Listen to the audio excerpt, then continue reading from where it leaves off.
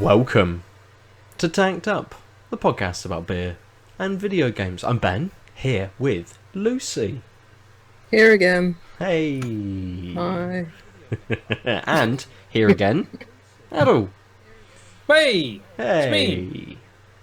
It's a me, Aadil. Almost. Let's kick straight into opening some beers. I've already opened a beer. Damn, son. I've only got a tiny bit left. You can see it's very, very clear. It's a That's whiskey, Ben, amber. but you can't fool It, us. it It's definitely very looks close, isn't it? whiskey. There's like no bubbles. Well, There we go. there's a few. There's a few little bubbles. Not many. But I thought I'd pick this up. I saw it in Aldi in their little beer festival world of stuff. I don't know, just whatever Okay. they decide to bring out for their kind of special beers. And there's always a bit of disparity between English Aldi, and he doesn't Yes. even want to come in, does he? That crazy cat just stood at the door shouting at Aadil. As soon as Aadil turns his back, he'll walk in. Yep, He's going to here he knock comes. again. No, he's not. Oh, he's not. He's not coming in. Didn't want it. Yes, there's always a bit of disparity between English Aldi and Scottish Aldis. And Scottish Aldis have always got some more independent breweries in, and the beer festival stuff in English Aldis are very hit and miss. But I saw a 4-pack of a beer which made me think of Birmingham, and we were meant to be in Birmingham the last weekend, so I thought I'd pick it up in celebration of you, Lucy. I am Birmingham and everything. Exactly. Apart from the link to Birmingham, that's the only thing it has going for it. But this is from Thornbridge, Okay. Oh, okay. but it is Peaky Blinders themed beer. Just called Shelby, the official beer of the TV series. Official beer. It's 5% IPA, little 330ml bottles. It does have a bit of flavour text. It does say the official beer of Peaky Blinders, the TV series. Shelby is an IPA inspired by the style of beer consumed in 1919. At the time of the Peaky Blinders, we have created the kind of IPA that might have been found behind the bar at the Garrison Tavern in Small Heath, Birmingham. There's flavour text about it, about the flavours, but it's a bit kind of it's a beer. Flat. It's flat. There's not a huge amount going on. There's a lot of maltiness to it. There's not a lot else. I'm not getting much out of sort of hops and things. I mean, it says a gentle maltiness. It's a bit more than gentle. It's kind of everything that presents itself. If this was a beer that would have been handed to me in 1919, I'm sure I would have been happy with it. Yeah, you're like, this will get rid of the plague. Yeah. The Spanish flu, I believe, in 1918. So 1918 was Spanish flu, so this would have been the beer that helped make sure you didn't get it in the aftermath. Yeah. Yes, and obviously booze is always good for colds. You might be able to hear I'm a little bit full of cold. The little one's had a cold for the last couple of days, and her sneezing all over me, it hasn't helped me keep it away. But Put a mask on her. all the time. Just Yes. come in, mask straight on. I mean, if I had a kid, they'd be in a muzzle 24/7, so, you know. A muzzle, And that- not a mask, yes. but a muzzle. Yes, and that's why I don't have children. Hey, I mean, at least you know your limits. That's true. Yeah. So I'm going to just finish this off. There's a little bit of like light licorice, a little bit of sort of an aniseedy kind of tint to it in there as well. But yeah, not a huge amount going on. I think a 4-pack of 330ml bottles was about £4.50. That's not bad then. So yeah, it was fine. It did me. The other 3 bottles did me quite well for an evening a few days ago. So yeah. I mean, I had the Camden Juicy Lager earlier today, and it was all right in the first sips, but then by the time you got, that like slightly nutty taste you get with lagers, as soon as you got like acclimatized to that, the juiciness, slightly tropicalness, just like really fought it in a way that was Right. kind of not palatably fun. So it was like, oh, this is interesting. This is not bad. And then when I kind of acclimatized, I was like, I don't really like these sips that I'm having, but I'll have them because the tin is in front of me and I'm in virtually a park, and other things will be present shortly. But like, it was interesting because you don't usually have it where the taste only works in the beginning when you're not sort of used to it, and your palate's kind of, usually what happens is you get used to a taste and you get to appreciate the beer sort of more afterwards once you've sort of acclimatized to the nuances or whatever, or the notes. And this was like what you don't want is to acclimatize. You kind of want to just slam this juicy lager really quickly so that you don't notice how kind of disappointing it is in the latter half. What percentage was it? Do you remember? 5-ish? 5-ish, yeah. Let me just quickly look it up because you asked. Will I find it? Who knows? Show off lager, Camden Brewery. Is that the one? So you said. Oh, I said juicy. Yeah, it's a showy. Okay. Why is their website just a bunch of flash things? Just don't tell me what bar to buy it in. Tell me what the fucking Exactly. Just want to know what the beer is. That's all you need. It was in the 4 to 6% range, and I'm going to say that confidently. So. 5.2. I just googled it. Now that I had the name, it was fine. But why? Okay, let's just take a pause. Brewers, just give the information up front. Don't put it behind 7 flash animations, etc. Just like, this is the beer. Someone searches your beer, they want to know what it is. Give me the information. Yeah, absolutely. Yeah. It's not hard. What are you gonna drink now, Aadil? What's your first beer this evening? Oh, yeah. So, last week was ostensibly Canada Week. Yes. The country of my birth and most of growth. And so, in no fault, mostly because it happens to be Amsterdam month on Beer 52, and I couldn't go to a shop. But the Brouwerij De Molen. Nice. Fan favorite. Yeah. I've got the Hugs and Kisses. It's a session IPA-ish, which I really enjoy the ish. Yeah. Oh, yes. It's a 3.5% session IPA. It doesn't tell us what the hops or malts are, but it's De Molen. I think you had something from them recently. Yeah. Maybe? That Can't remember which one it was. A month ago now. Yeah, about 3 or 4 Yeah. weeks ago. Yeah. Yeah. But I figured given that I started the night drinking elsewhere, 3% seems reasonable. I had a couple other things queued, and I jumped the queue for, hey, maybe we'll do a session and then maybe something stronger depending on how that goes. Nice. Versus what I had queued up. So yeah. Also, I mean, it's hard. Like I like Brouwerij De Molen. Like, never really disliked a beer they've had. So they've done. So good. Seems like a good way to ease myself into recording the podcast versus drinking in the garden and benches. Outside. Lucy, what are you going to drink this week? I'm going to drink a beer from Birmingham. So nice. Yes. And it's a brewery we very much like. It is Burning Soul. Went back to their tap room this past weekend, picked up a few cans. I don't know if this is the first time they've brewed the Raspberry Ripple. But yeah, I saw, we're going to have this in cans over the weekend. So yeah, picked up a few. I've already had this beer several times. I had a can over the weekend, so it's going to be no surprise to me. But yeah, It's a 5.8% ice cream pale ale. Lovely. And that's it. Yeah, a nice little ice cream cone. Yeah, and again, sticking with their black and white with the red text or red banner theme. I've got also a beer with a red little banner with its texting. But it's a video game beer. This is Galaga from Brew York. Is actually covered. Brew York, you say?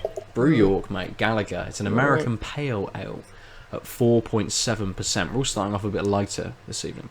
It says, a tribute to a bygone era of arcade gaming where days would be lost saving the universe from the onslaught of the insect-like alien hordes. Galaga is an easy-drinking, low-bitterness American pale ale showcasing Citra and Mosaic and CTZ cryo hops for extra zing. Also has Cascade T90, CTZ T90 and Cryo, Citra T90 and Cryo, Mosaic T90 and Cryo. It's got extra pale, Vienna, Carapils, Cara Red, and acidulated malt. Doesn't tell me the yeast. So it's whatever their yeast is. Dry hopping is 8 grams per litre, it says. That is kind of it. It says it's hoppy on the little Brew York web. Hoppy more than anything else, which you'd kind of expect from an American pale ale. So, back to you, Aadil. For your session beer, which is sort of edging towards a light beer, isn't it? It's not quite under 3%. Was it 3.2? 3.5. Yeah, I mean, for the Dutch, that's a session, right? Like they might default to things like Grolsch and Heineken, but all of those are in the solid 4% range. Yeah. So anything under 4 is usually considered like light-ish. So I will say it was dry. I didn't actually read well. So the bittering hop was Saz, the dry hop was Mosaic, and it had top fermenting yeast. I missed that on the very simple label because, well, I've been drinking and wasn't really paying attention. On the pour, it smells a little sweet, slightly tropical. That must be the Mosaic kicking in.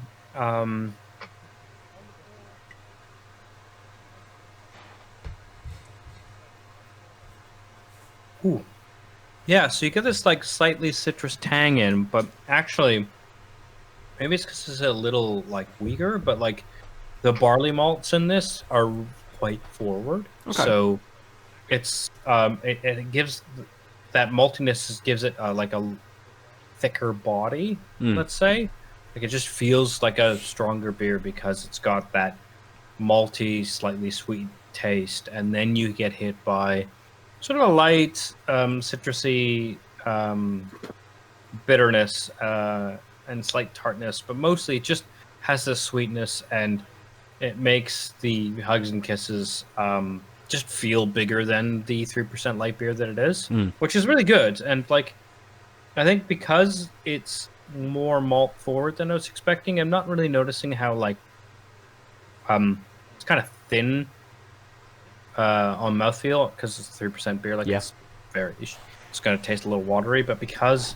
there's so much taste and maltiness in there, unless you like are like, wait, what is that? What is the mouthfeel? You don't notice the like lighter mouthfeel. It's a really well blended beer in that sense. Like the things that should like are weaker on light beers are there, but you just are sort of tour guided around by the rest of the taste being sort of stronger. And I think being more malty than hoppy is exactly how you like. It's really smart because you just don't notice in a way that like if it was more hop forward, you would just notice it's kind of weak because hops can betray that light percentage. And by having that stronger barley malt, it masks just how light this beer is. Like if you told me this was 4.5-5%, I wouldn't bat an eye. It's a quite well made in that sense for a light beer, which I rarely say. You said it had Saz hops in it. Yeah. Okay. It's got so Saz is the bittering hop, and then the dry hop is the Mosaic. So I think the Mosaic's giving that like veneer of slightly tart and sort of citrusy tropically. So. Nice. Oh, good. Yeah, I do like a De Molen. Yep, I've literally never been disappointed by something. Like I've had beers of theirs which is like, well, it's not the best beer in the world, but I've never been disappointed by it. Really. Yeah. A good way to be about beer and breweries. Lucy. Yeah. Burning Soul. Probably a brewery that's never disappointed you. No, they never have. Yeah, this is as... If you think of like, oh, what does the ice cream beer look like? This exactly looks like it. When it poured from the can, it had a much bigger head, probably like 2-3 fingers, and like a lot more frothy. It's dissipated a bit, but it's still a really good looking beer. It's completely opaque. It's got a peachy looking colour to it. Yeah. Smell wise, you're definitely getting the raspberry. Like, it is unnoticeable. No. Very noticeable? Very noticeable, yeah. It's very in your face. Unmistakable? Is that what you meant? Unmistakable, yes. Unmistakable raspberries. Like, sometimes you just, what fruit is that? No, this is definitely raspberry. Yeah, it's got that really fresh smell to it. Nice. Very interesting to see what the ice cream sort of element is doing for you. Yeah, because they do an ice cream pale ale, and that's just a bit too sickly sweet for me. I can have like one if it's like a hot day, but like I couldn't, for example, fill a growler full and just drink that because it gets a bit too sickly sweet. You can definitely taste like the vanilla in that, and this is the same. It's got that like vanilla backbone to it, ice cream backbone to it, but that raspberry just pare it back a bit. It gives it a bit more fruity and a bit more sour, a bit more tart balance to the sweetness that's in it. In terms of its body, it's not as full as it looks. It's I'd say it's somewhere between light and medium bodied. Okay. Or it actually, maybe medium bodied. It's not too heavy, which is good. It's a lot more easy drinking than, for me, the ice cream pale ale. The ice cream pale ale is probably, I think it's around about 4% or something like that. So even though this is 5.8, it still manages not to be as heavy for me as the ice cream pale ale. But nice. This is like the perfect summer drink. Like, you've got the sweetness, you've got a bit of sourness, you've got the fruitiness from that raspberry. It's just really fresh tasting. I mean, this was probably like canned, like, less than a week ago, so that helps. But yeah, it's a really solid beer. Got a little bit of like bitterness at the end. It's like slightly dry, so you are like encouraged just to sip some more. But yeah, it's really good, really easy. Nice. Perfect, like, quencher. Nice. It's really good. Do you find it? You said you had a beer, that beer at the weekend as well, when it was a lot warmer. The sun was kicking about, rather than it kind of being the overcast day we've had today. Was it more satisfying having it at the weekend? Yeah. This is definitely what you'd like to drink in like a hot summer day. But it's just a solid bit. I much prefer this variation on their ice cream genre. I don't know how many they've done. I know there's the ice cream and then this raspberry ripple, but yeah, I'd love to see them do like a chocolate one because they're like coconut porter that you've added also. Yes. Then like that as an ice cream beer, that would be interesting. Probably so sweet you can't even take it. But I'd like to see them try that. You imagine it'd be thick as well, wouldn't you? Yeah. Super thick. Because that's like 7.4 or something %. So yeah, that'd be.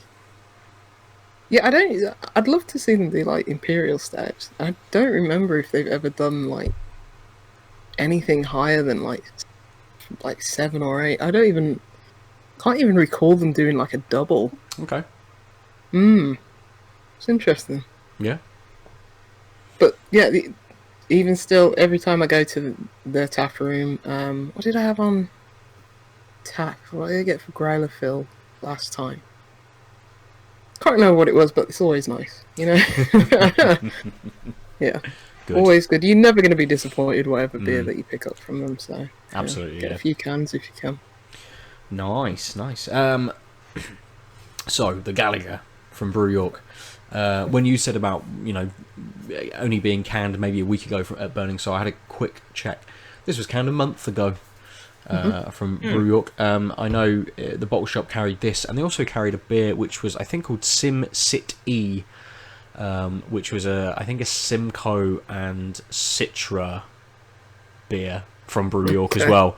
But obviously had that lovely kind of can art of that pixelated Sim City style. What size are on the tin? Coming to wreck the city. That'd be the next one. I mean, it's lost some of its. It's lost a little of its weight to its nose. It definitely hit me kind of as soon as I cracked the can. A little heavy, a little hoppy, kind of when I cracked the can. A little tropical fruit coming through. You can see it's very, very translucent. Again, like yours, Lucy, it kicked off with about 3 fingers of head, very, very frothy, which went down quite quickly. It is quite thin, alluded to in its sort of its translucence. And flavour, you have this. It's a strange flavour, only in that it kind of melds some things together. Again, it's one of those beers that doesn't take you through the flow of the flavours. It's kind of, here's the flavour, and we'll let things kind of dissipate at their own speeds. So when you sip it, you get this nice piney bitterness to it. There's a little sweetness in there as well, a little tropical note, not much. Some more kind of piney, maybe edging on a little bit of a grassier note to it as well. But things dissipate at their own speed and stuff falls away. So some of those flavours, so the sweetness falls away quite quickly. That little kind of grassy, earthy note falls away kind of within the mid, and you're just left with this piney bitterness just flowing sort of along. And it's not too dry, it is a little dry, so I want to go back, but I don't think it gave me any tasting notes in terms of what I would actually get. But yeah, on their little web on the back, hops are the thing that they're pushing more than anything else, and then fruity and sweet kind of being equal, bitterness being equal, which I find interesting. I'd say that the bitterness in this is a little bigger than kind of those other two, only because it sticks around for so much longer than the other two. But as I say, interesting that this beer almost works in reverse to many others, that here's everything, but now this disappears and you're left with this flavour, and now this disappears and you're just left with that final kind of hit to it. So it's very interesting in how it works. It's very easy. We love a good bit of beer, so it works well on that sort of front. I've got no idea what Galaga's got to do with it. I don't know. I prefer Radius, but I don't. Part of their next beer. Is it Midway? Yeah. Midway Galaga. Oh, that's a good question. Developer. Namco. Is it Midway? I don't know. No, it's Namco. Namco. Oh, okay. Cool. So yeah, and then Sega also pitched in for the console. Don't know what I'm thinking of them. What's Gradius? Konami? Yeah. That's what I'm thinking of, which is why I thought Hudson, because Konami bought Hudson, didn't they? Galaga. Yeah. It's all in there somewhere. It's just in North jumbled. America it was published by Midway Galaga. That's what I'm thinking of. Nice. Good call there, Lucy. I pulled that out from God knows where in my brain. Took the hat off, pulled it out, put the cap back on before any of us even saw it. Yep. All right. Cool. I can somehow remember that, but nothing else that's relevant in life. So there you go. Can't remember this morning or last week. Good. Let's jump into our first topic this week. Aadil, I thought as you cropped up in the chat earlier with your topic, which I haven't had a look at. I thought I'd bring let you up the start article. us off. Yeah, so this is in my hometown. So Calgary, even though it's, honestly, because of the new Democratic Party's influx of cash in the economic downturn of oil, we had a bunch of craft breweries crop up, and it became sort of a little Canadian craft brewery mecca that wasn't there before. So one of the breweries is the Common Crown Brewing Company, and they came up with it's a cherry sour called the Cherry Karen Sour, and and it's got a white woman with her hand on her face, and the entire ad campaign was, "Can I speak to your manager, Karen Sauer?" Which, Karen's in the zeitgeist. Makes perfect sense. It's goofy. A lot of companies, beer companies do goofy things. Yeah, it's a goofy. It's riffing on things. Karen is sour. I get it. Cool. And then there was a backlash. Sure, you expect. And Calgary is the conservative capital of Canada, so you're thinking, okay, the backlash is stop making fun of Karens. This is some sort of racist weird thing. Blah blah blah. That's the reading you would do when you hear Calgary is backlashing on Karen. But actually, people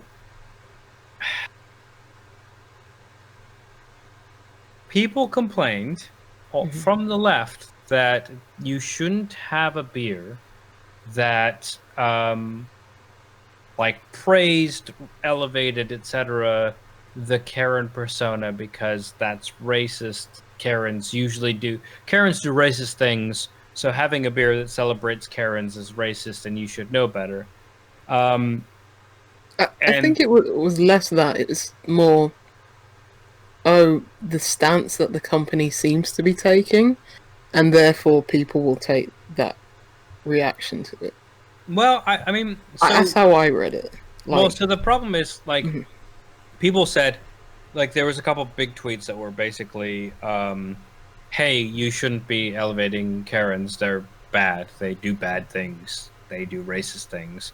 And then the response from the brewery is, oh, we totally fucked up. We didn't have the nuance in mind. Now that you've pointed this out, we're pulling all this. People have paid for these beers, but we're just not going to ship them. Oh. Yeah.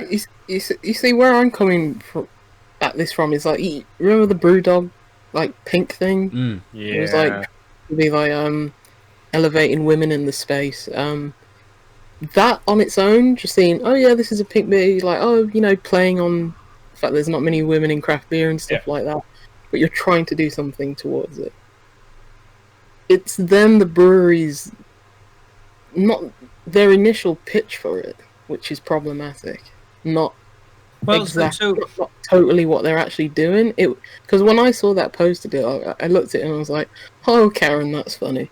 It was when I saw what the brewer put on their Instagram. Which one? Sorry, there's a couple posts that I've got. I'll get it up and I'll read it. But actually, so what, if you don't mind grabbing that, I'm gonna read the YYC Not for Black Lives Instagram had a lengthy post that said, "You can't be serious at Common Crown Brew. Shame on you. How tone deaf could you be? How is this okay in any way to celebrate Karen, who portrays white women who practice their privilege on a daily basis? Someone who feels entitled because of their white skin. There have been numerous videos to show Karen being racist, saying racist slurs, calling the police for no reason, playing victim, even pulling guns on black people, doing nothing, so much hateful and unnecessary crimes. Not only have you failed to mention anything about Black Lives Matters, but this is what you come up with. We need answers immediately because it's beyond disgusting. What do you all think? Because we're just repulsed by at Common Crown Brew, promoting off of a word that has negative connotations because of our racist women. This ain't it. Period. So this was the main tweet that got hundreds of likes. That it seems Common Crown responded to, and I have thoughts on that, but I think maybe I've missed the tweet or the Instagram thing that you were saying. Yeah. So I'd like you to just read that out now. I'm looking for it because that was what was most shocking to me. Because as I say, like anything can be taken out of context. Yeah. Are you talking about their apology? No, the original how they advertised it. Yeah. That's what was surprising to me. Hold on, I have no idea where it is, but because as I said, anything can be taken out of context, and they're obviously poking fun at it because it's like, oh, this is a sour beer. Karen is sour for many reasons, whatever they may be. But it's obviously deleted off their main page. Yeah. Yeah. So, I mean, here we go. It says, good, you go. that's the post. It's basically a woman holding the can. And from Common Crown Brew, it says, "Can we speak to the manager?" All in caps, question mark. "You've been asking, and we've been listening. Introducing our first sour beer, named for the ones in our lives who aren't afraid to step up and ask for what they want." Oh. The Karen, yeah. Okay, this changes a lot. Sorry. Continue speaking, but yeah. The Karen's cherry sour features moderately tart notes and sweet cherry undertones. Who cares about that? And it's perfect to drink and sit back with. Celebrate Karen with us today. Oh, available on Project Beer and and all that. I definitely missed this. Yeah, so I thought it was an overreaction because, God, oh man, my brain is hurting. So calling it the Karen Sour seems to be like a woke thing of being like, Karens are sour for no reason, fuck them. Yeah. And I thought that was a thing, and then people got out of hand about Karens, and then they were like, well, I guess we should retract it. Boy, was I wrong. If the original post was Karen should be sour, and she's sour because the world is broken, we should celebrate Karen. Go fucking die in a fire, Common Crown Brewery. Yeah. Oh my god, I'm so sad I didn't see that post. Thank you for finding this, Lucy. Like, you've literally 180'd me, because I thought, originally I thought it was going to be like a little bit like a... I was worried maybe this was political correctness gone mad type thing. Like, someone did complain and they backed away, but I was being sane, right? Like, I was being sane and thinking the reason why you call your sour beer a Karen is because you know Karens are toxic, and sour is kind of like suboptimal in most people's. And maybe that was their exact intention, but that post doesn't say that's the intention. Yeah, that's the thing. Like, that post says, in or out of context, that post is bad. Yeah, that post is awful. Yeah. Yes. And you're right. Like, it might have been that the brewers and the company were like, yes, and then the social media person was like, "This is how I will sell this thing." God, can you imagine? They got a drain that's possible. I'm not giving the benefit of the doubt to anyone in this day and age for that. Like, no, someone needed oversight, even if that was one person misconstruing your like woke stance. Because again, without anything by the person, I would think this was a woke move to call a sour beer a Karen. Yeah, I might be wrong though, and like that post says I was wrong, and it needs a lot of work. God damn. Yeah, because I thought it would just be like, if you're pitching a beer like this, it's like, okay, Karen suck and more words than that, but it's like, okay, we're gonna donate, all proceeds to, I don't know, Black Lives Matter movement or something. Even if they didn't do that, they would just say racism is bad at the top. But, here we are poking fun at the Karens of the world. And then it would just be like, okay, cool, this is a goofy thing, we won't... It's completely separate to, you're profiting on this, whatever this is, Mm-hmm. even if you are doing it with good intentions, that aside, that post just reads. It's just the part when they said, "Names for the ones in our lives who aren't afraid to step up and ask." Yeah, for what that they part want." is just go fuck move. Yeah. So, yeah, screw you. Yeah. Yeah, no, I take it back. I mean, I started the segment with, oh, this is kind of surprising because Calgary's the conservative capital of Canada, and there's a modicum of wokeness. Nope, it's wrong. There's layers to this deal because I was on your site because I just quickly glanced at it and I was like, they're obviously poking fun at the Karens, but then when you read into that and you read into the subtext and you look at the can, and it's this very glamorous looking woman. It looks like one of those 50s posters where it's like, oh yeah, you're the wife, you can iron and cook and you're great for your husband. That kind of like propaganda like looking kind of crap. Oh look, just, a new Hoover. What a wonderful present. Very much, trying to glamorize the Karen. It was just like, no. They're No, definitely you type of messed like, up. oh yeah, the latest doctor. Yeah, she's a Dr. Hoover. Oh no. I regret everything about my life and everything.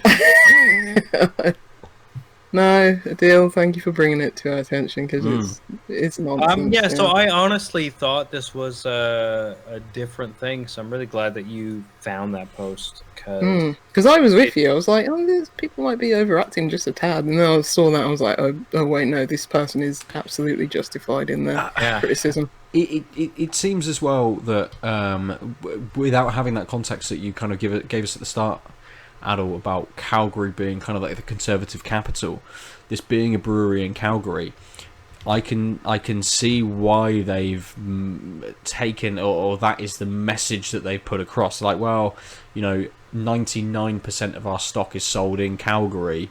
This is our main demographic. The audience here is this way inclined, so actually this may play quite well with the wider audience that we're selling to, but it's having said that, like craft, well, no, I was gonna say I'm basing this on people I know in Calgary who are woke, who also like craft beer, rather than craft beer people are all woke. I was gonna say but the craft beer people in Calgary are woke. I'm like, no, the people I know in Calgary are woke and happen to like craft beer. Yeah, because there are woke people in Calgary I know who don't like craft beer. I only really give a shit about woke people. This is confirmation bias. Yeah, and but again, it's one of those that we don't know the political stance of everyone who made this beer, of everyone who was kind of involved in this. We don't know the stance behind it originally, or the origins of kind of the name. We only know what has been presented to us through social media.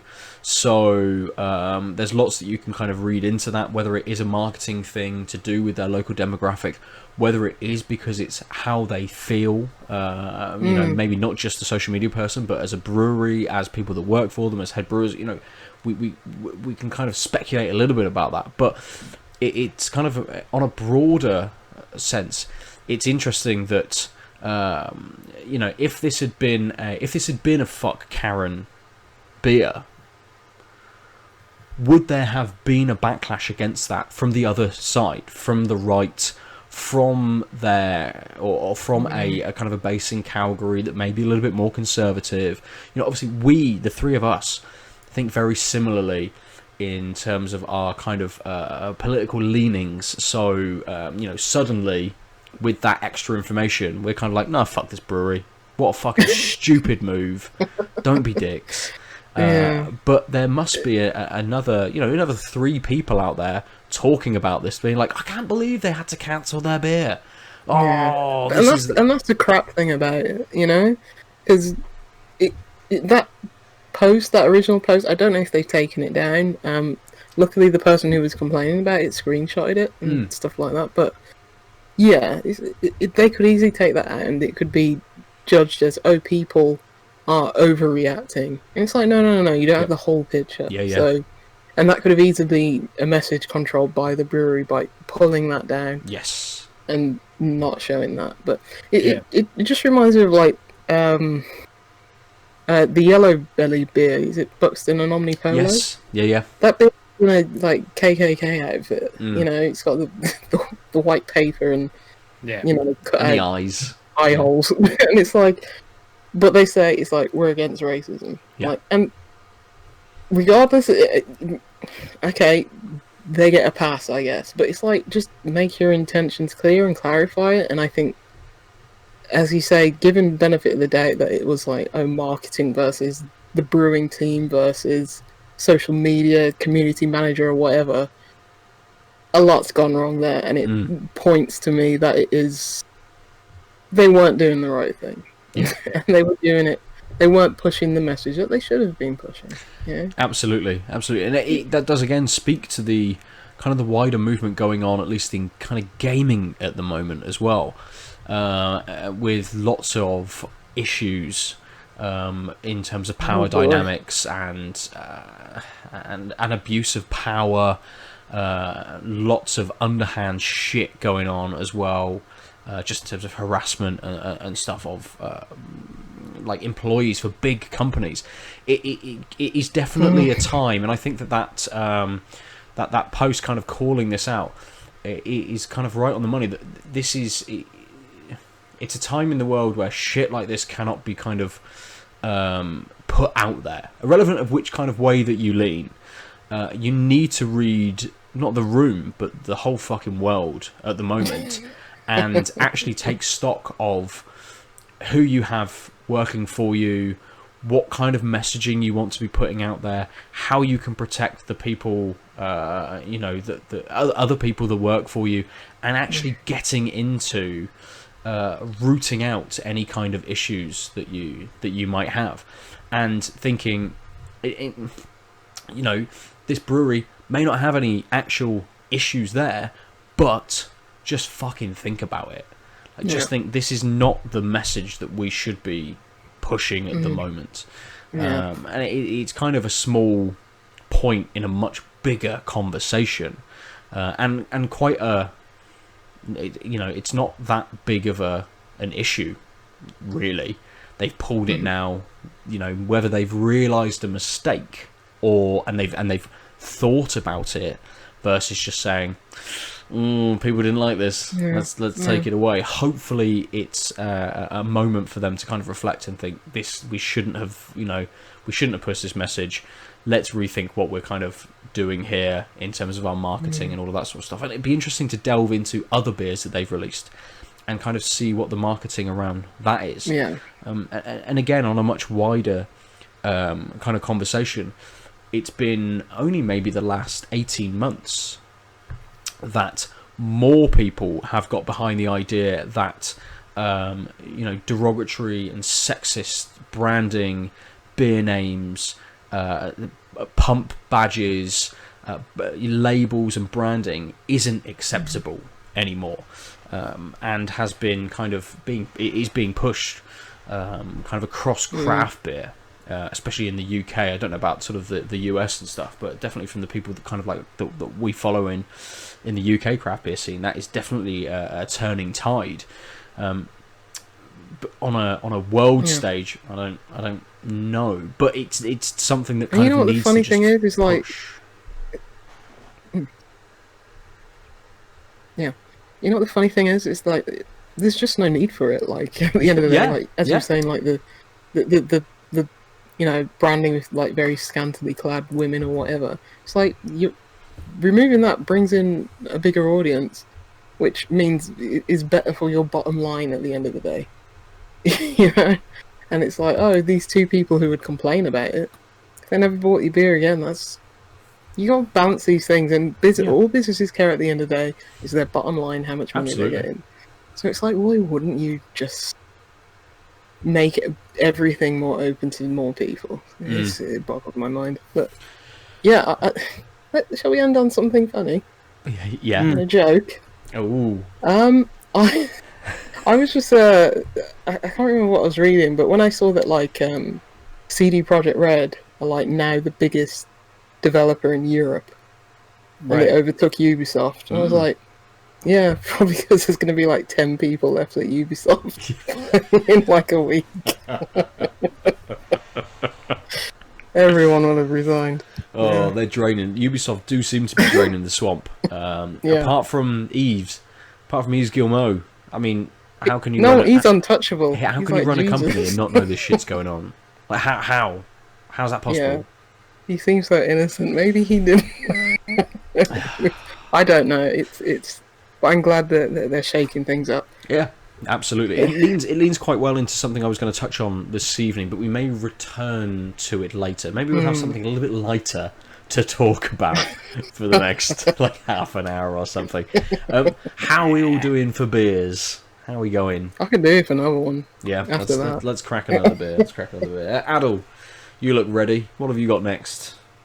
I've got the Vollenhoven and Company Extra Stout from the Brouwerij Huiset and Kater in Amsterdam. It's a 7.1% extra stout. All of the text is in Dutch, so I will save everyone my pronunciation of Dutch. You're going to have just to say it has ingredients like malted barley and malted wheat and hops, sugar, salt, and yeast. Yeah.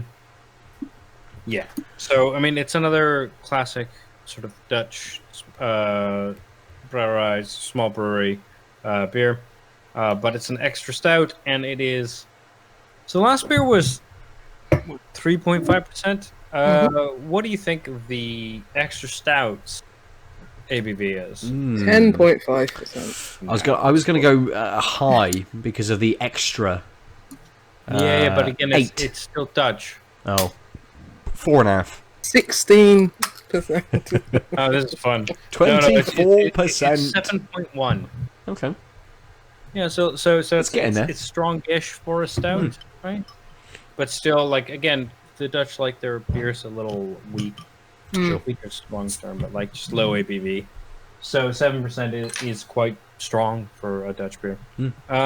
Before I pour it, I'm going to rinse my glass. Sure. And use the loo while you guys do your thing. Cool. Lucy. Yes. What are you going to drink?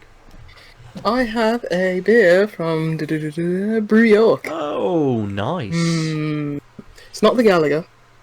It is Big Eagle 2020, which is a Coast IPA, 7.1%. Because I think, pretty sure when I was looking at beers, and I was like, I fancy a Brew York beer. I think Galaga might have been the other one that was available, or something similar. It might have been 3 or 4 Brew Yorks. Anyway. Big Eagle was first brewed back in May 2016 as a hoppy American pale, and it gained rave reviews yet... What? Oh, sorry. Let me start again. Big Eagle was first brewed in May 2016 as a hoppy American pale, and it gained rave reviews. No, this needs punctuation. It does, yes. That's why. I've had this beer, Lucy. It does need punctuation. Yes. Comma. Yet, after 3 years, it was retired in favour of newer exciting beers. I'm butchering this. So sorry, Brew York. Basically, it's now 2020, 4th birthday, resurrected the Eagle, gave it extra hops, more oomph, and bigger flavour. Yeah.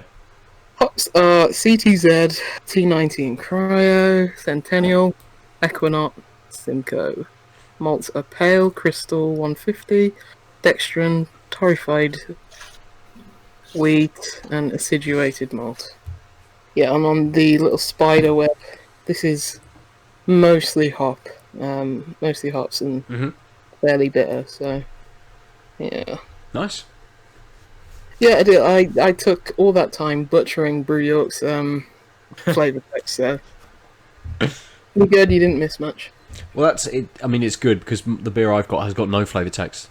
I'm going to drink Touch Sensitive from North Brewing Company, which is a double IPA at 8.5%. It has got in it water, barley, oats, hops, which is citra and a quinot, and yeast. And that's everything on the back of their can. But it's a lovely can. Yeah, I could do with the North. It's a lovely. Oh, I like that 10. Yeah. North always nail it with their tins. So we'll come back to you, Aadil. Right. Have you poured? You're all cleaned and poured.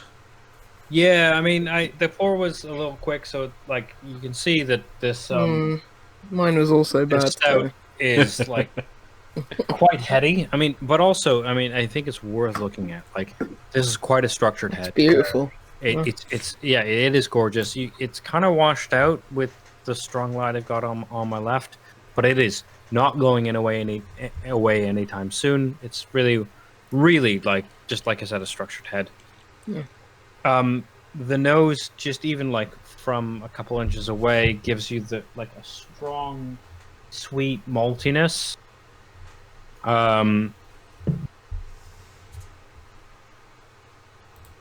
Sorry, there's just something else that I'm trying to pinpoint, but I can't quite place. But it's just it's a really strong, slightly sweet maltiness. Again, I think that's from the malts, and again, the higher ABV. We're still a thick head, so I'm just gonna power through. Get it all over your beard. Yeah. Ooh, that's rich. So you have that maltiness again, that's bordering on sickly sweetness, but not quite is there. But you've got I see what's called an extra stout because you have those like stouty overtones in spades. Like it dries your mouth out. It's bitter. It starts with those sort of sweet malty notes, and then it's just like, nope, you're having a stout, motherfucker. Like it's just like cuts to the chase. It's like, no, this is what's going on. It's really tasty. It's got good depth on those stouty notes. Like you have this slight like this burnt maltiness, and coupled with the slightly sweetness that's coming with the alcohol in the beginning, but by the end it's just like I'm a little dried out, and I feel like I've had like a burnt toffee, like someone who's tried to make homemade toffee and sort of fucked it up, but not really. Like it's not super burnt, but it's like you were doing this and you didn't quite get there, and there's a burnt overtone. And again, but with that, there's just depth to all those tastes. So it's not like I've got that slight sweetness from the alcohol and that maltiness, and now I've just got this burntness. They're all like really well melded together. This is something that I could easily like take small sips and be like, yep, I'm seeing all those notes one at a time. I like them, but also I can get all those with big sips. So we'll see how the night treats me. But this is really excellent. This is exactly what I want from a 7% stout. Like it does all the malty sweet things well, and in a way that doesn't dictate whether I need to drink it quickly or slowly. Sometimes you have that like, oh wow, this is so intense, I need to just like take a pause, or it dries me out, or it's so bitter that I need to just keep quenching. And this is like the ball's still in my court. Like this is doing that very sort of in your face extra stouty thing with the back burner of some sort of alcohol sweetness and maltiness. But ultimately, if I didn't take a sip for another couple minutes, I still have that sort of burnt, lingering, malty aftertaste. But if I wanted, I could have that kind of in spades, and I might choose to do that, and it's kind of up to me. It's just sweet and alcohol-y enough without drying my mouth out that it's like my choice whether I want more of that. Nice. Which is harder to do on an extra stout, right? Yeah. Yeah, very much. Yeah. Good. Sounds amazing. I think. Yeah, the head alone sold me, and right? It's so rich and good. I think I've got a Beer 52 box on the way. Because I didn't cancel my Beer 52 box subscription, I kind of put it on hold. And this is the first month they're sending me one. I don't know whether it's the same box, but if it is, I'll be very, very pleased. It's never just for the beer that you're having now. I mean, the fact that there's like 4 or 5 more Amsterdam Dutch brews It's like, yeah, this. So we sort of go vacillate on Beer 52, but like this seems like one of those months where like, yeah, slam dunk. Yeah, like I've had two from breweries I'm aware of, and one I'm a big fan of, and it's like, right, yeah, this is exactly what I want. And there's like 6 more. Cool. I'll learn more about Dutch beers. Yeah. And some of them might not be great, but like I'm already sold on like the quality level is here. Yeah. To be honest, as these were my last 2 beers, I could do full box. Just that backup box. I mean, that it's perfect. Beer 52. Any subscription box service is perfect, just as those backup beers, isn't it? So, Lucy, how is the Big Eagle? It's tamed itself. It's very deep amber.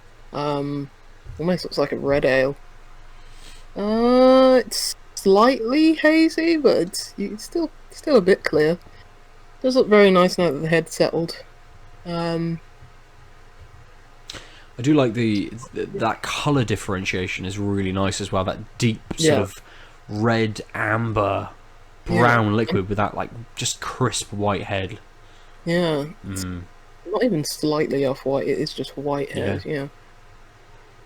Not really getting much other than like a bit of malt on the aroma. Slight bit of fruit. You have to like really get your nose in the glass to be able to smell it.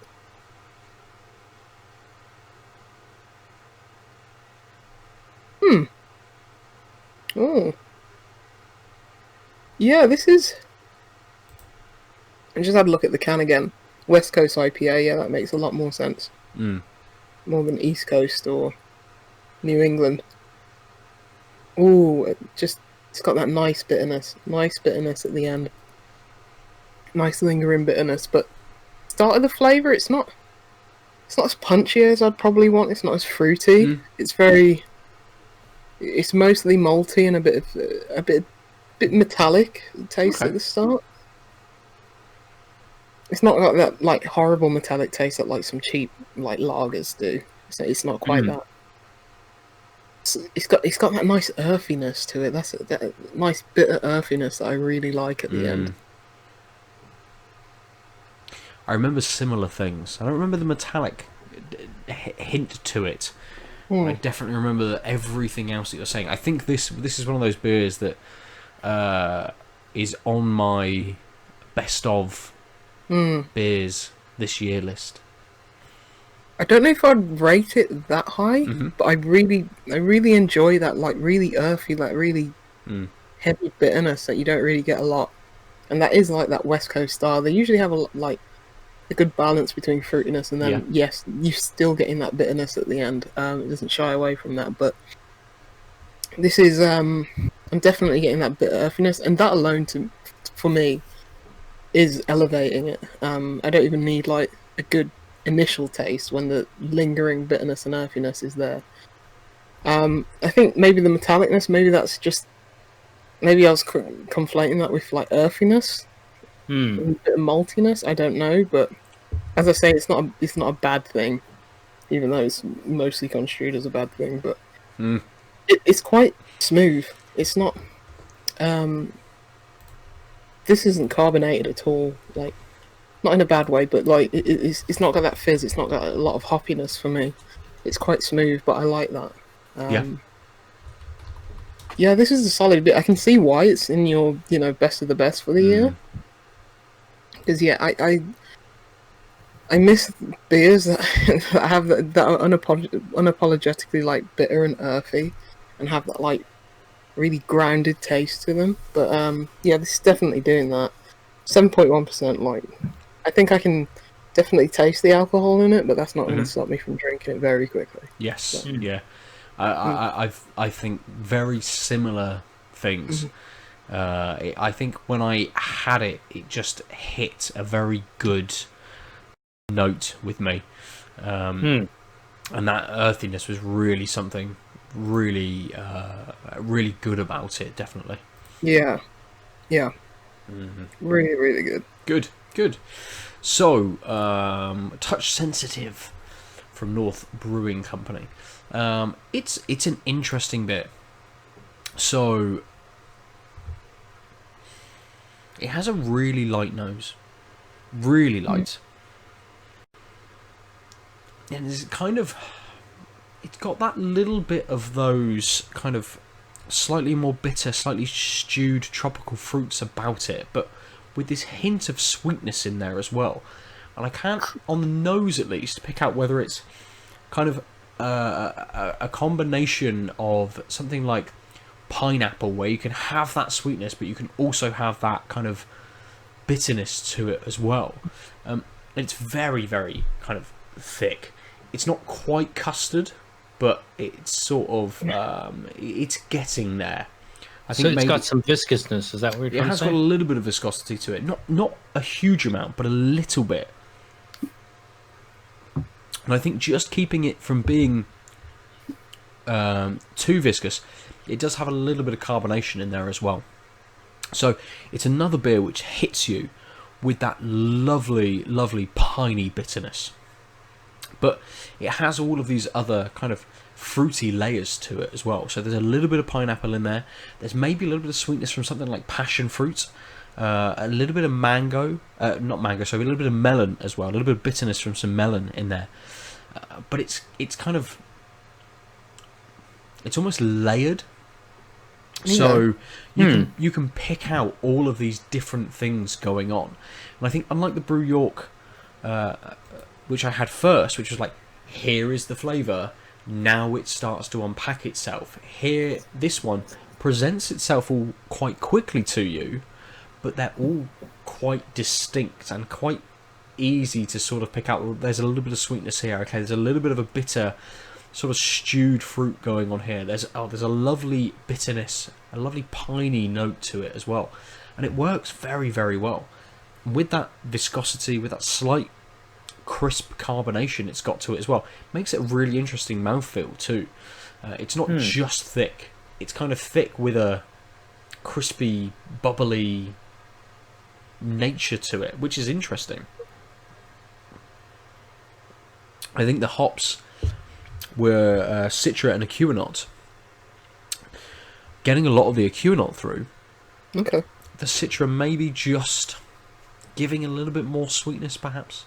Maybe just balancing out that Acuanot from it just being, you know, that danker, a bitter sort of beer. Have I put all of this into my glass yet? Because I'm going to drink this amazingly quickly. For such a thick, big beer. It goes down very, very easily. And the Galaga had that piney bitterness to it, which lingered and lingered and lingered. This does have a piney bitterness to it, but everything kind of shifts quite quickly. Yeah. And I'm reaching for it because I have been dried out, but also because the flavours work very well, and I want to reach for it. Yeah. That sounds all promising. All around, yes. Right, back to chats off of the beers that we're drinking. Lucy, I've got a few things to talk about. What do you want to chat this week? Some indies, shock, horror, surprise. Through a few codes rolled into my inbox.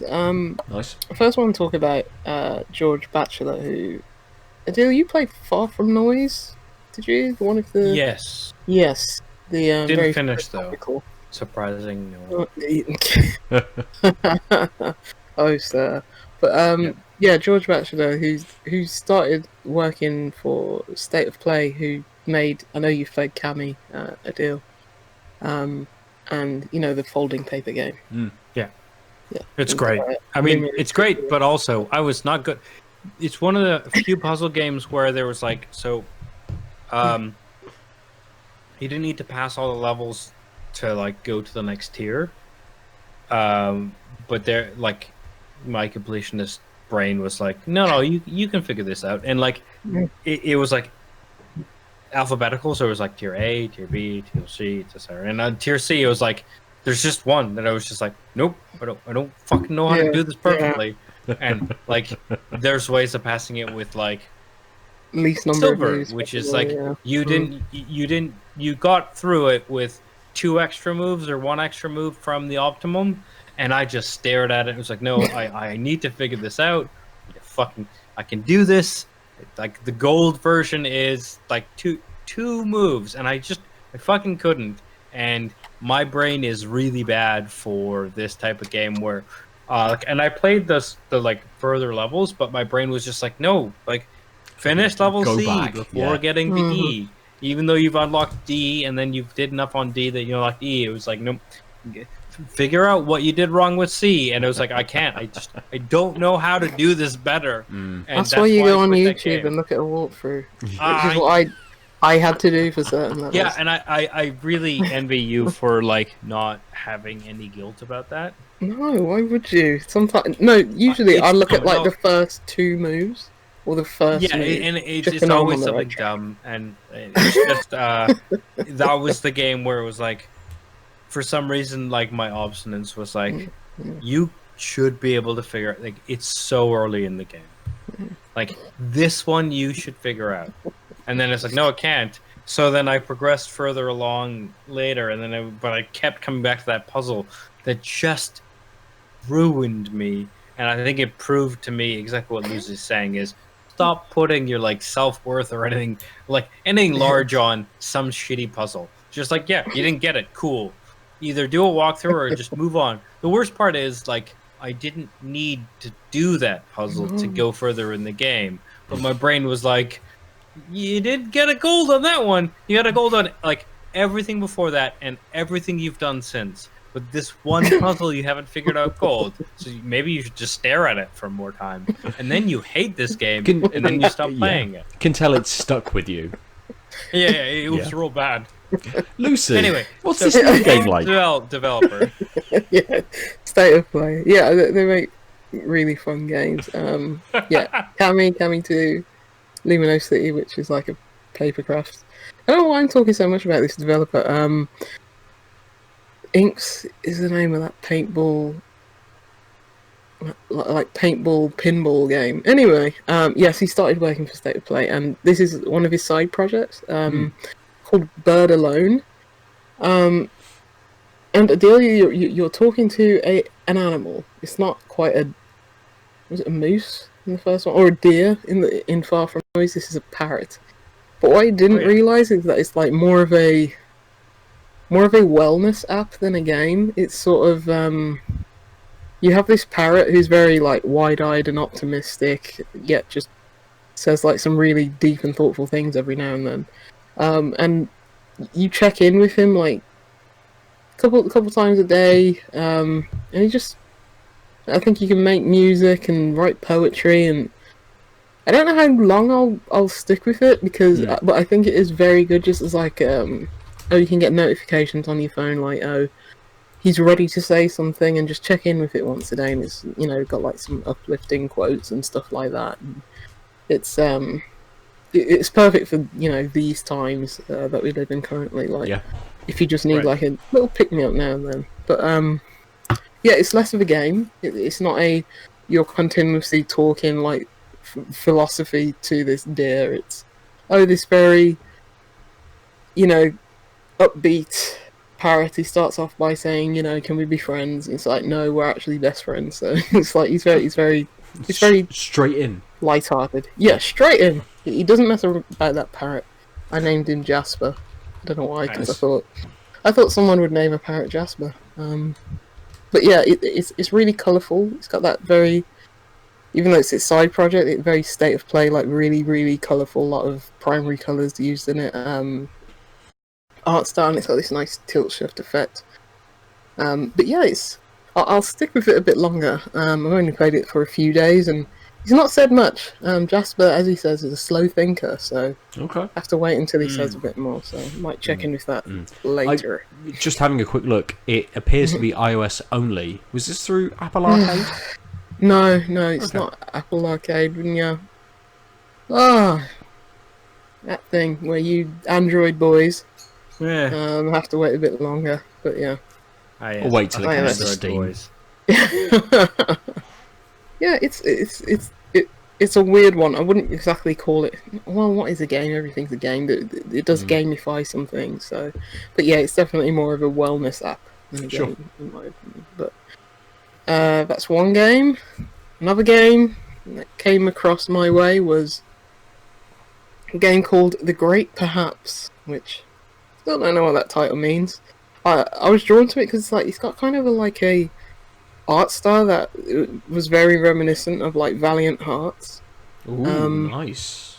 Yeah, not quite as striking in that Ubi art engine. I wish they made more of those games, but there you go. But it's got that kind of look to it. And I think the look of it is probably the best thing about it, unfortunately. Oh, okay. It's a 2D like puzzle platformer, just like Valiant Hearts was, but it's very much in the vein of like, oh, we're going to put a few interactable things interspersed in the environment, and it's just a case of like trial and error. There's not a lot of thought going into the actual solving of the puzzles and stuff like that. So that was a disappointment. The story, you can tell like that it has voice acting, but you can tell it's very on a budget, very much so. And the story's about this guy, and he's basically he's coming from some unknown place in space, and he looks down on Earth, and Earth is like ravaged. I think where they missed a trick, because this whole game is like changing between two different timelines. So you've got like this lantern, and after you can switch in between the past and the future. It's very much I think we talked about, is it called Silent Age a couple of weeks ago, which Aadil found that he's got in his Steam library and has never played, but what's new there. What? No, that can't be me. I actually recall this entry in my Steam library, which I still haven't played. Yeah, because that had a really cool like time shifting mechanic. You're solving puzzles by manipulating time. The Great Perhaps has that. It just doesn't have the good enough puzzles to back it up. Sure. So I think that's a bit of a mistrick. I like this little. It's really short. It's like it only took me about an hour and a half. I mean, that's not bad. And I played it on Switch, so that was a relaxing time. But yeah, some of the controls weren't that great, and some of it's a bit clunky, and there was like some time sensitive puzzles. So it's like it's with mostly clunky controls, isn't it? Right? You want to move away from that sort of shit. Like if we played earlier, the Devolver Land Expo didn't have many puzzles in apart from shoot button on the side, which you pointed out, Lucy. I think had any of that been timed, that would have just been a massive put off. Timing mechanics in puzzles are just, I mean, not egregious, but they have a special place in hell that just it depends how well they're done, and how good responsive the controls are. The checkpointing, checkpointing in this game is good, to be fair. So it's more trial and error than actually having to use thought and deduction and stuff like that. So probably the most interesting game that I played, not interesting as a game, but interesting as a game preservation standpoint, is a game that's called Ultracore, which was originally called Hardcore. Right. Let me read the Wikipedia entry. Okay, so Ultracore, originally known as Hardcore, run and gun game developed by Digital Illusions. It was originally due to be released for the Amiga, Sega Genesis, and Sega CD platforms, but the game was cancelled by its publisher, Psygnosis, in 1994, after it was apparently like 99% finished. I don't think Psygnosis lasted that much longer after that date. It really didn't. They were founded, let me quickly go to that Wikipedia page, founded in 84. No, they went for 36 years till 2012.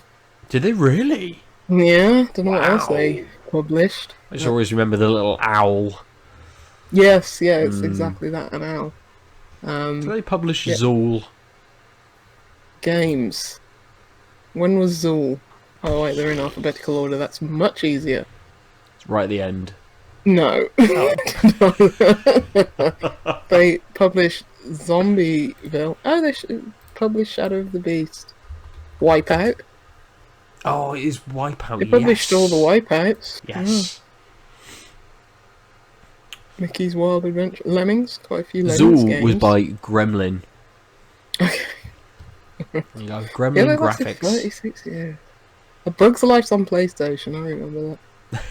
Anyway, Ultracore, or Hardcore as it was back then. Yeah, so they came when it was like 99% done. I think this game, basically, this got picked up by Strictly Limited Games. And I think they did a...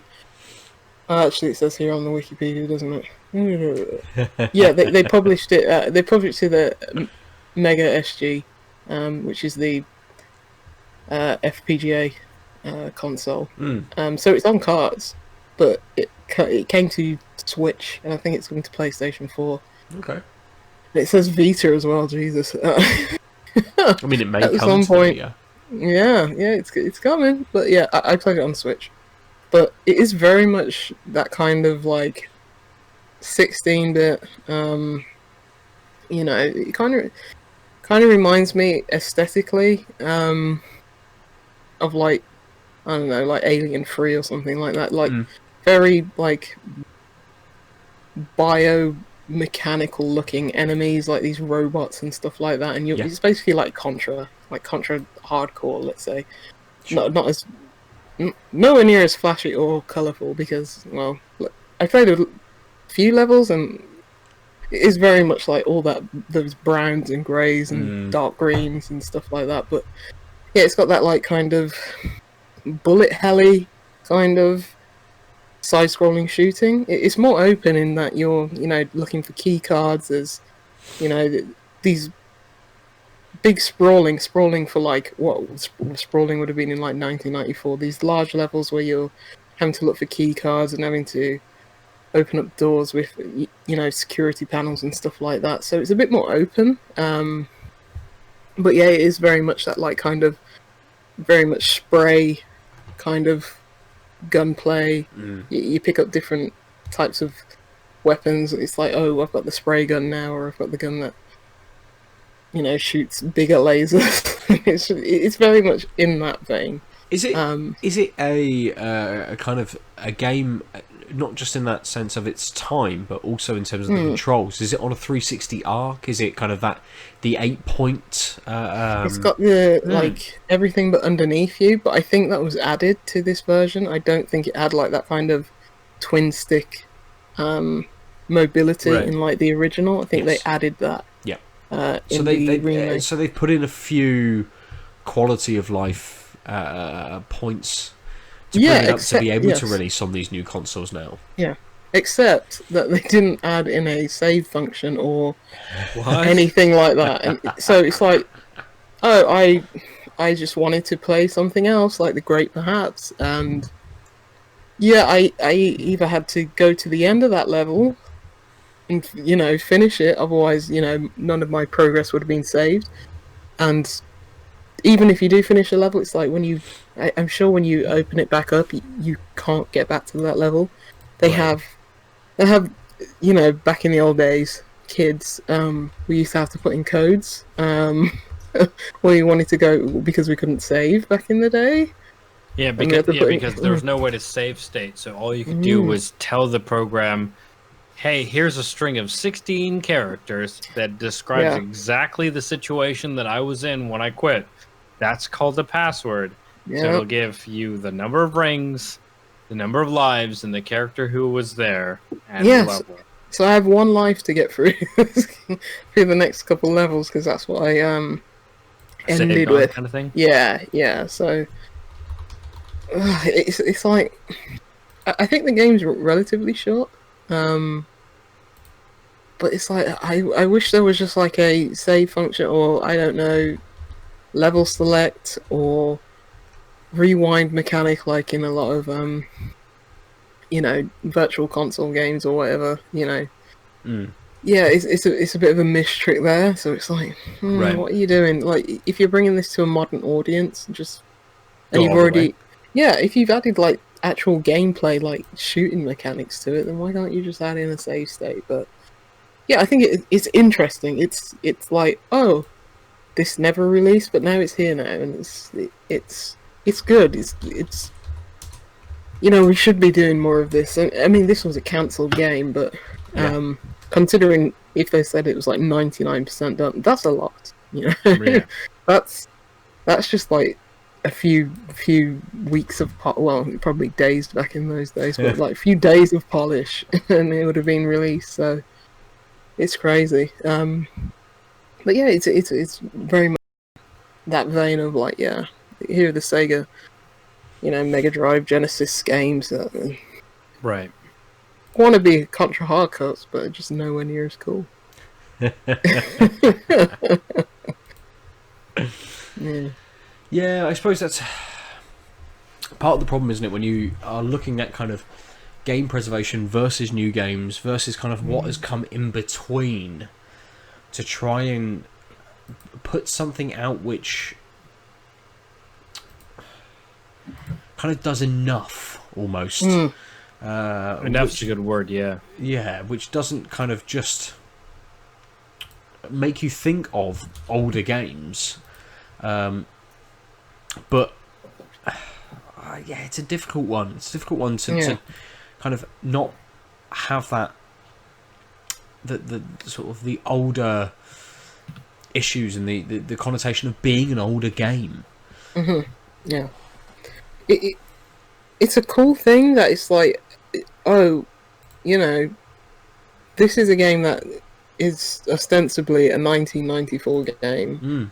Yeah, and now we can play it. Now we can see whatever the hell this was, But in terms of, I want to play something like that, I'd go play Hunt Down, which is very much evoking that era and that style. But it's much more approachable, and they have save states, or Blazing Chrome or something like that. Yeah.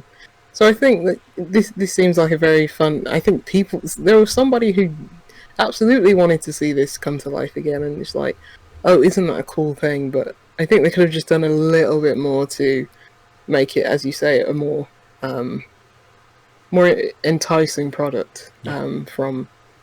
Because you either go all the way and just say, here's the game, we're going to release it in this rough state, half of the assets aren't even filled in or whatever, it's got bugs, it's got screen tear, anything, whatever, and here you go, we're going to release it on the web somewhere, there you go. Or if we're going to put a bit more effort into it, just do a level select screen. Well, yeah, and I guess it's a case of optimization not in a game perspective, but more in a business sort of sense.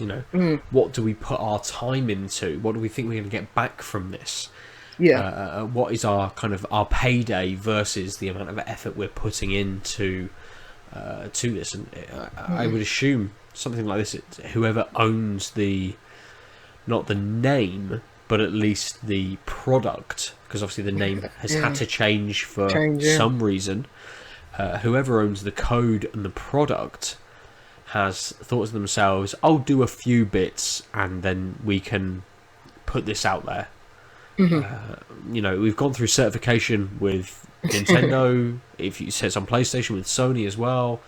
They must have brought it up to a certain standard to put it out there, which takes time, which costs money.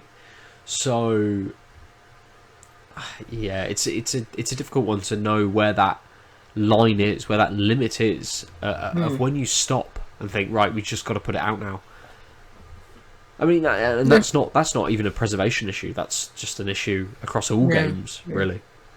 Yeah, it's just weird because a lot of companies have been releasing games on the Switch that are like old games, but they definitely have, like, as you say, it is very much the game in its pure essence, but they have other features enveloping that, like, yeah, either go all the way with Capcom and, like, yeah, you can rewind. We have a rewind feature and stuff like that, or you know, like some of the Data East games maybe, and Sega Ages and stuff like that. It's like, no, unlimited continues and stuff like that. So Yeah.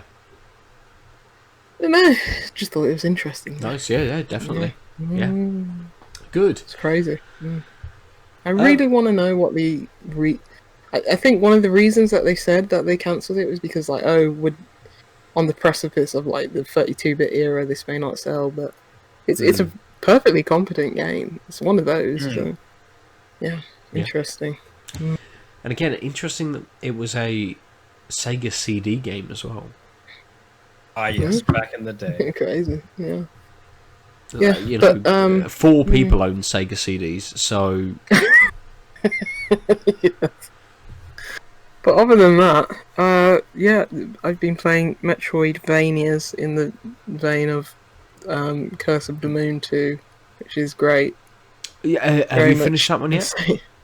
No, I'm on the 3rd level. Okay. It's very much Curse of the Moon 1, but it's got a 2 on the end, and therefore it's great.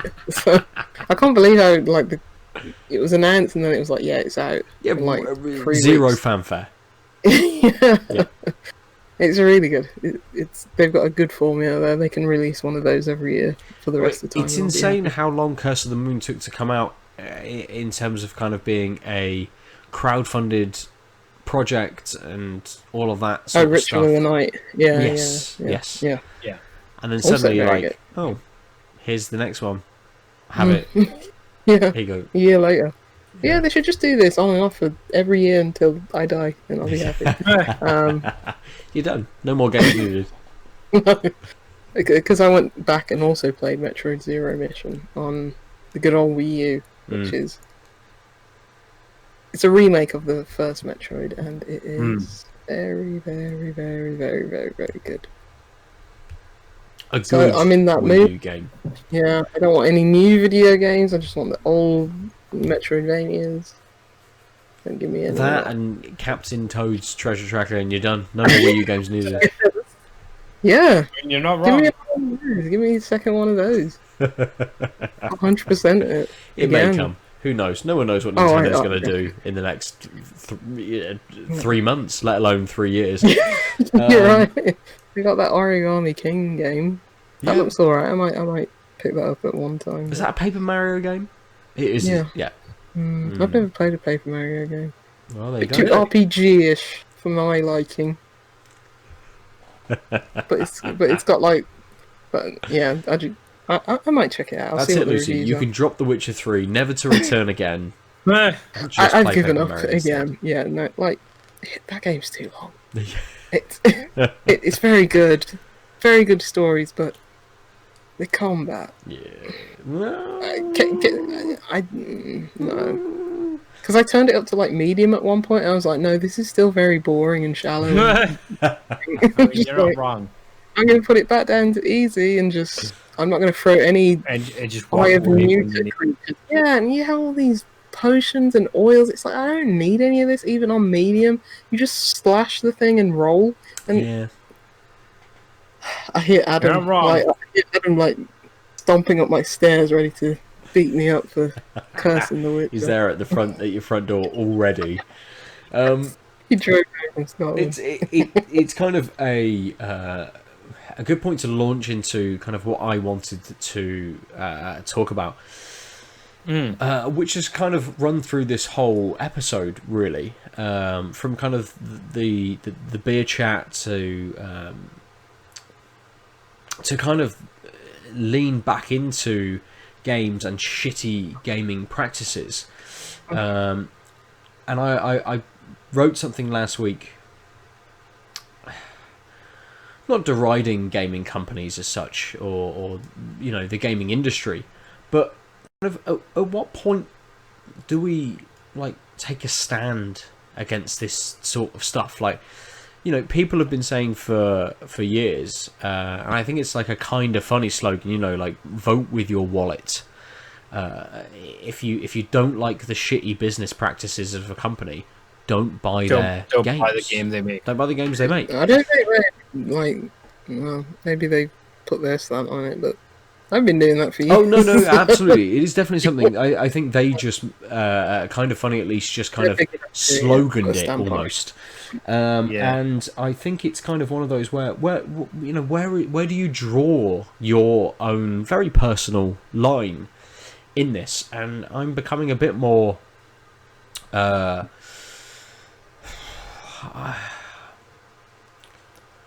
militant, but a bit more picky with where I want to spend my money.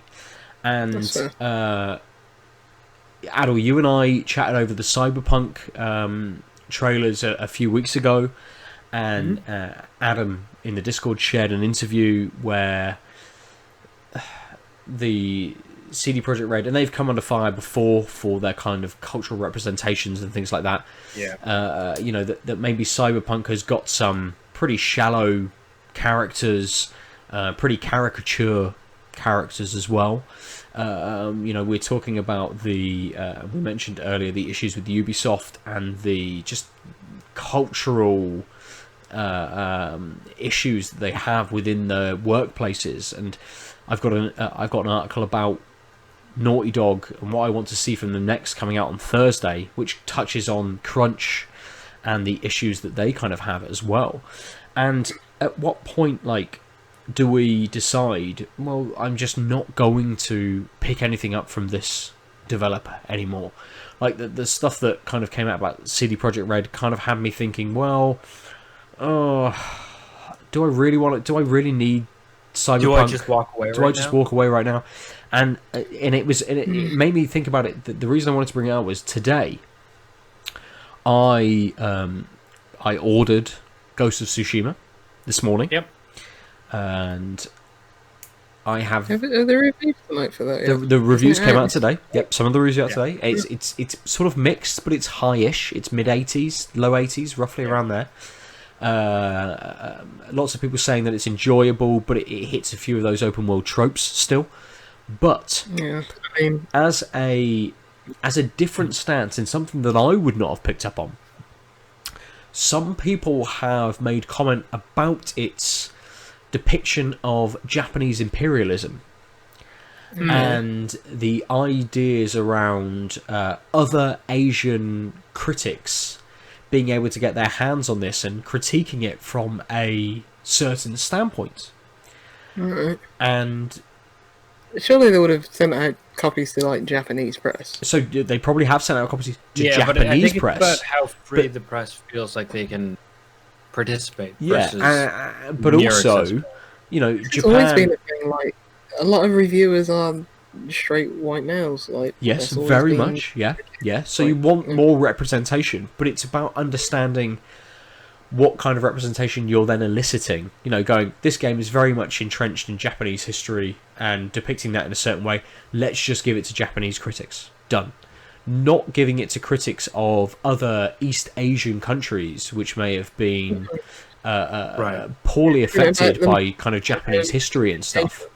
And is it about the Mongolian invasion? It is about the Mongolian invasion. Yes, it is. So seeing it from other critics' kind of points of view, and suddenly I'm kind of thinking, well, I'm thinking about possibly not picking up Cyberpunk because of this sort of shitty stance on these caricatures and the way that they've taken some characters. But actually, from what some people have said, and I need to do a lot more research into this before, it sounds like Ghost of Tsushima takes a very specific viewpoint and stance, and actually that's something that isn't being brought up in critique, that isn't being allowed to be kind of discussed.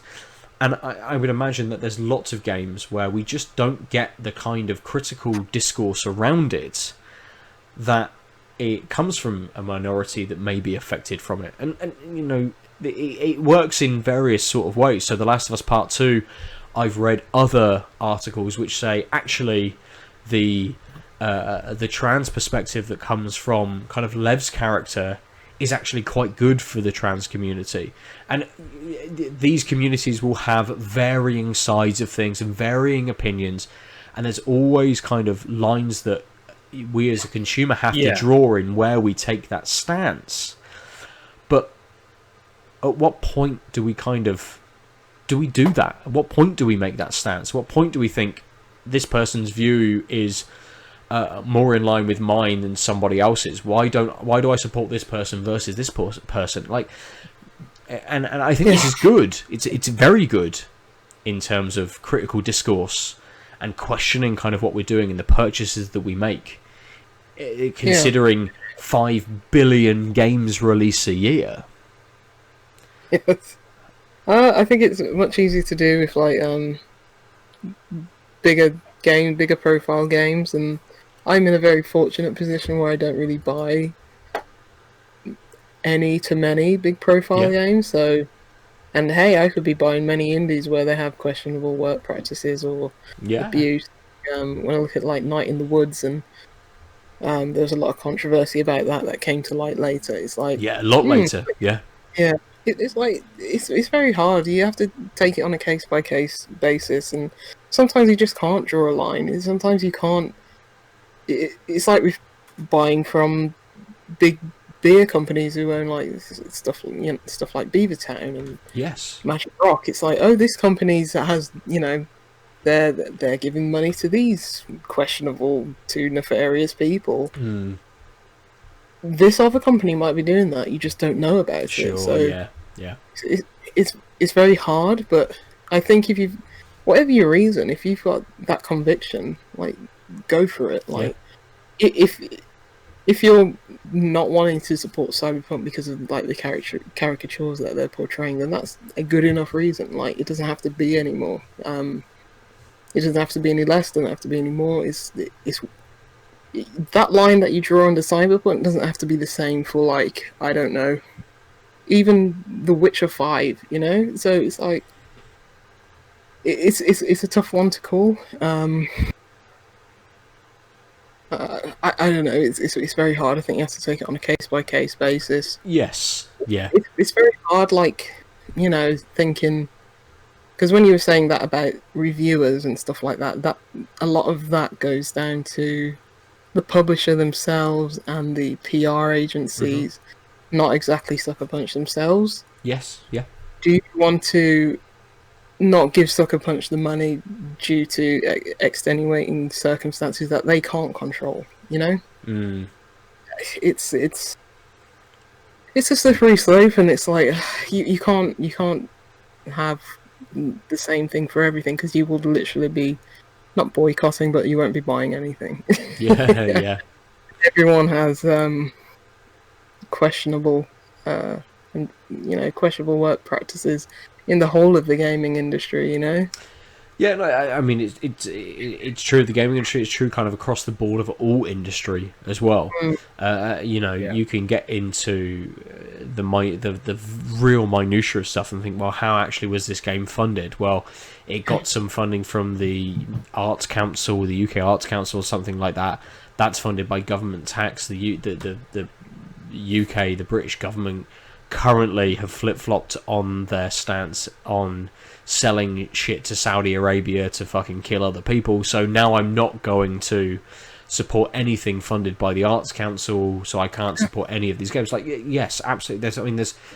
There's layers and layers and layers and layers to kind of these things. And you do think as well, in some cases, like this game has been made, and like Cyberpunk has been made by tens of hundreds of people who are reliant on X number of copies being sold to not be paid up until this point, because you would imagine they're being paid monthly, but to then retain work and to retain their jobs. And I've been my mind has kind of been thinking, well, if that company doesn't sustain itself, actually, do we then get smaller teams, smaller experiences? Do those 100 people at Cyberpunk disband because no one bought their game? The company can't sustain itself. Do they disband into 50 smaller teams, 20 smaller teams? Right. How does that then work? How does that change the landscape? How do they then get funded?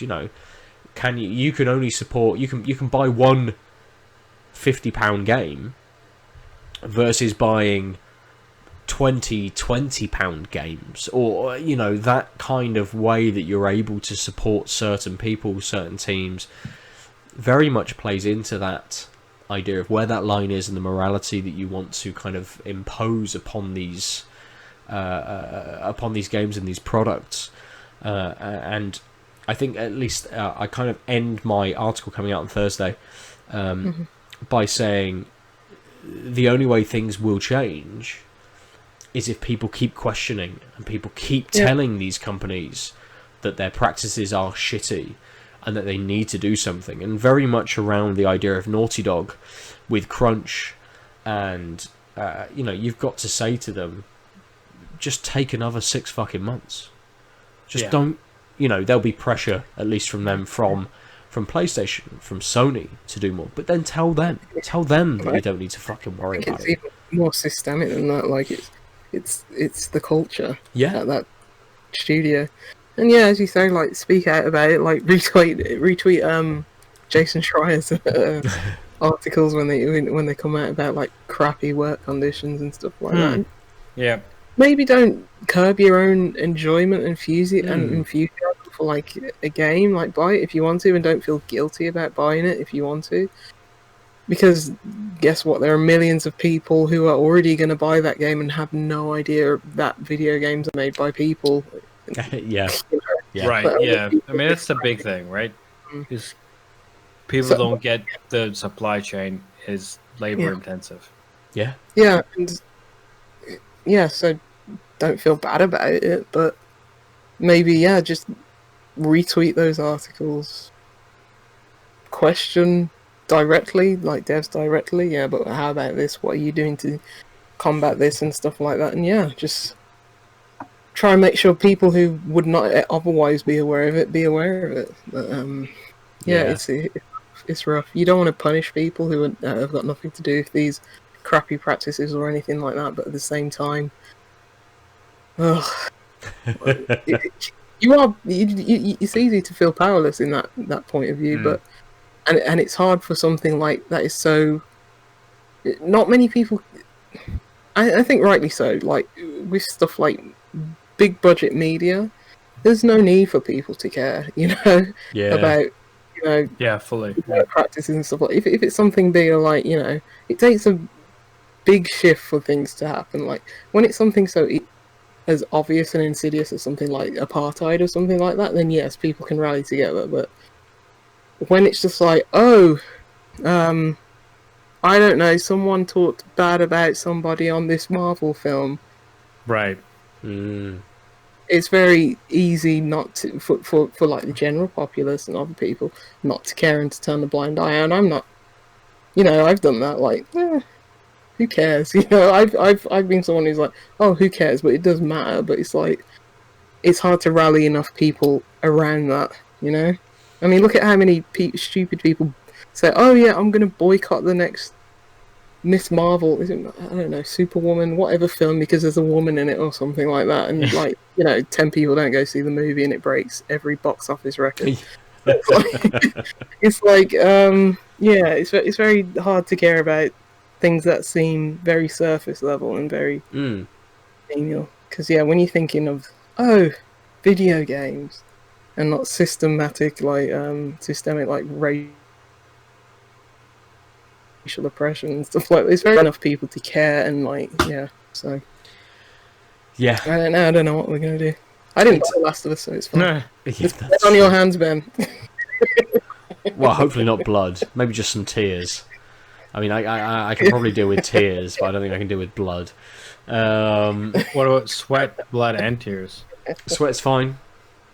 I mean, I always have this thing that any time I do a job around the house or some kind of project, if I haven't bled on it, then it's just not a fucking job worth talking about, is it? Right. So there's probably some blood somewhere. By Ghost of Tsushima, yeah, definitely. There's lots of blood in that. There will definitely be lots of blood in that game. Yeah. What have the reviews said about it?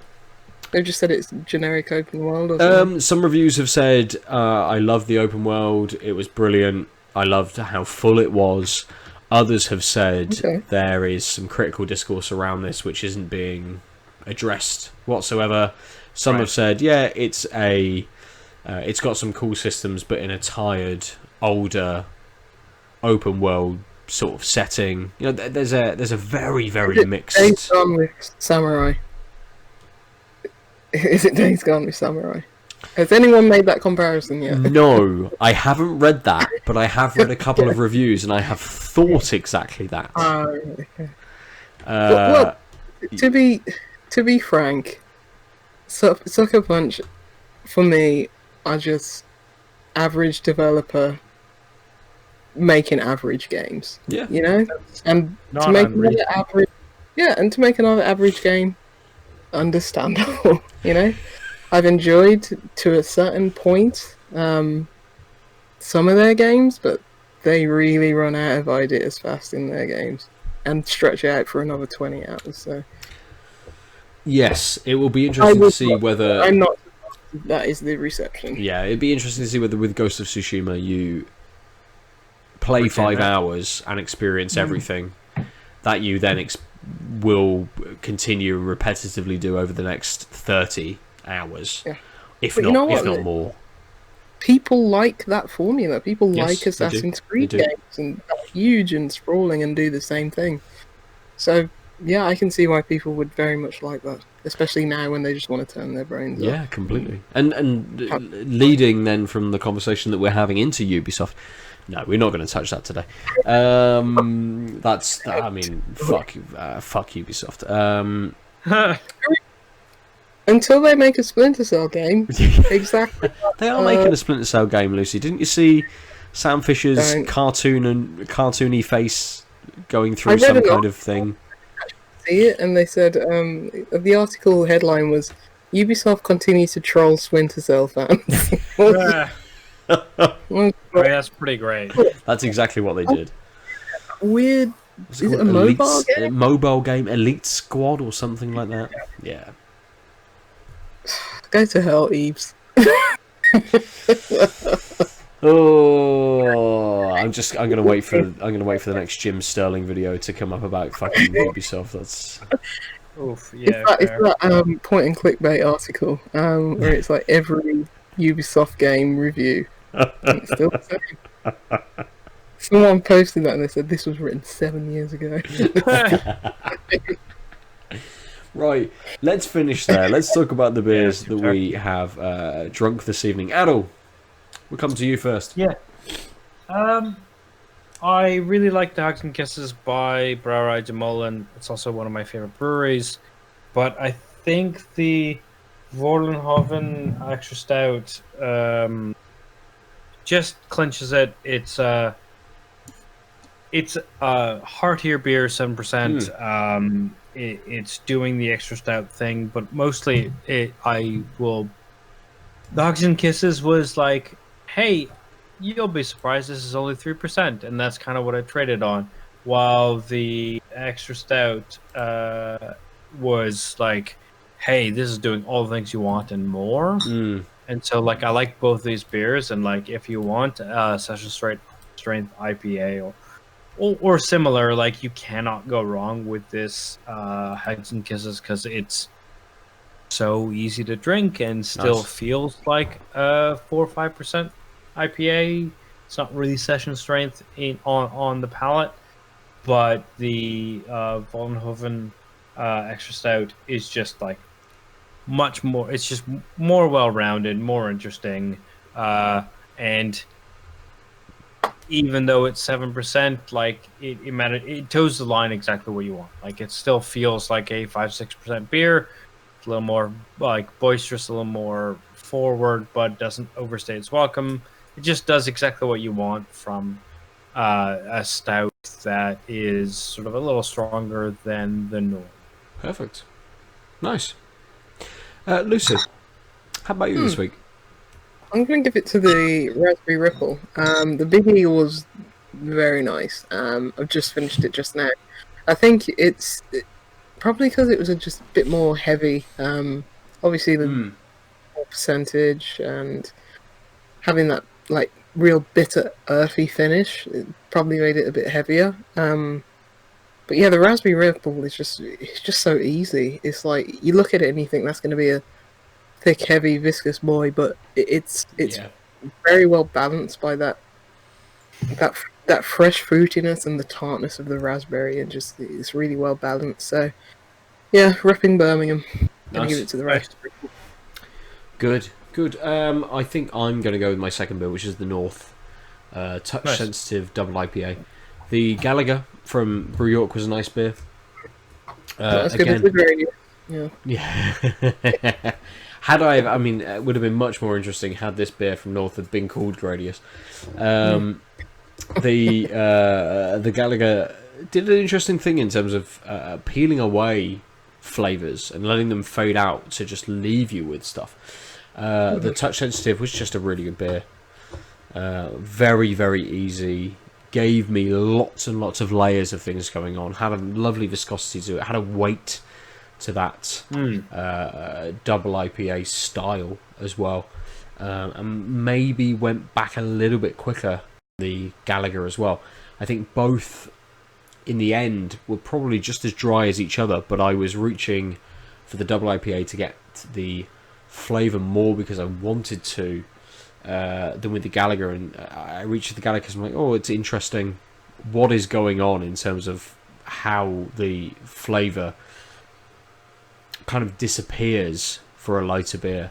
But the Touch Sensitive was like, yes, I would like some more of this, please. I will reach for it again. I will taste all of these lovely, lovely flavours going on. So that is my pick this week. If you, dear listener and viewer, would like to talk to us about beers and games, you can do so in lots of different ways. I am at Nova_47 almost everywhere. Aadil is at the Omniarch almost everywhere, except Twitch, where he's the _Omniarch when he does stream. Lucy is JuicyLoose9 everywhere, on every possible platform and format you can ever think of. She exists. I'm not.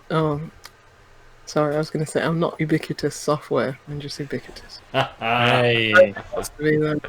Good. Sorry, I interrupted. I feel bad now. What did you say? Not on the Switch? Yeah, because Switch doesn't have.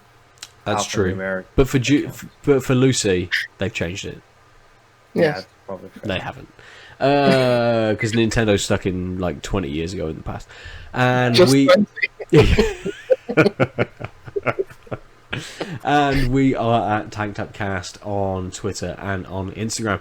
You should always go to outoflives.net to look at lots of other articles, lots of other things, listen to other podcasts. Lucy, you and I have got a Last of Us Part 2 spoiler cast that we chatted the first half of the game this week.